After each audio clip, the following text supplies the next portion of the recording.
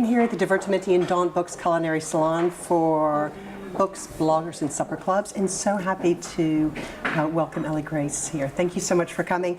Author of Kitchen & Co. You guys have a blog. You've been traveling all over with your food stand. It's just fantastic. But I mean, the thing that really kind of that I saw when looking at the cookbook is this friendship that you guys have and how that kind of informs what you've been doing and how the blog started. Yeah, absolutely. First and foremost, Rosie and I are friends, and funnily enough, we didn't meet through food. We met at university, and after we left university, we both moved to the same area of London, which is Brixton, which at the centre of which is this incredible food market.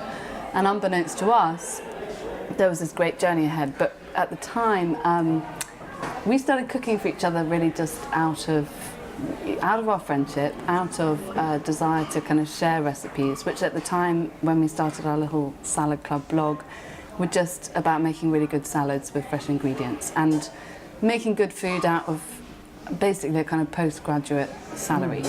And what's happened is that it's taken us on this incredible journey where we've just kind of grown from blog to supper club to authors to restaurateurs and general food business owners. And it's funny that you start with that point, actually, because we're now at this place where we are heading up something that has kind of got way out of control. And even today, when we're working at different sides of the city now, with a place in Camden and a place in Brixton, we were texting each other all day to say, I can't believe I'm doing this with you, I'm so grateful, you're still my best friend, thank you for being here. And it's funny, we've kind of chosen a really friendly industry in which to work and in which to kind of cement our friendship and our relationship, and it's been incredible. But it's amazing because it's such a high pressure situation, and I could see where a friendship could be tested and completely fall apart.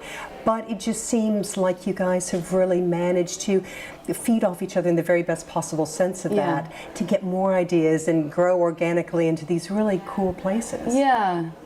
I mean, it's tested at every stage of the journey, our relationship. There's no doubt about that. But we always joke that we're like a husband and wife, or two wives, and we're married to each other. And however much we push and pull and get kind of, elasticated shapes all over our relationship, we always come back to the fact that we will always be friends, even if it went terribly wrong, which, God forbid it never does. But it's a real challenge, and it's not something I think people can do easily, and I don't think it's something that I would be able to do with a boyfriend or husband, and she says the same.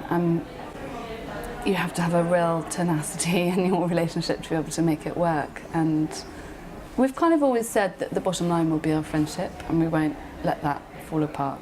But I can see that it could easily happen. There's so much stress. It's a very, very trying industry to work in. But what's interesting, that especially with this session, is the sense of coming at things from a non-traditional angle, and that the route that we've looked at for restaurants is being taken apart by these very exciting things which say, no, actually you can do it loads of different ways. And that's what seems to be so interesting about what you guys are doing, is the things that are kind of springing off as kind of very natural adjuncts to it, which is so exciting. Yeah, definitely. I mean, we've always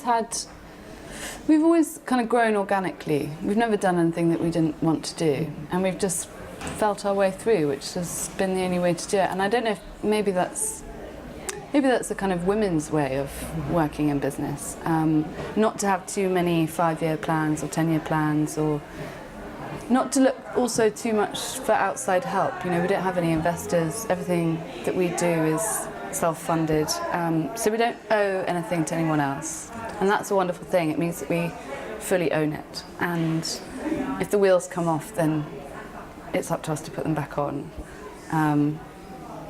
It's been kind of mad. Fantastic. Really mad.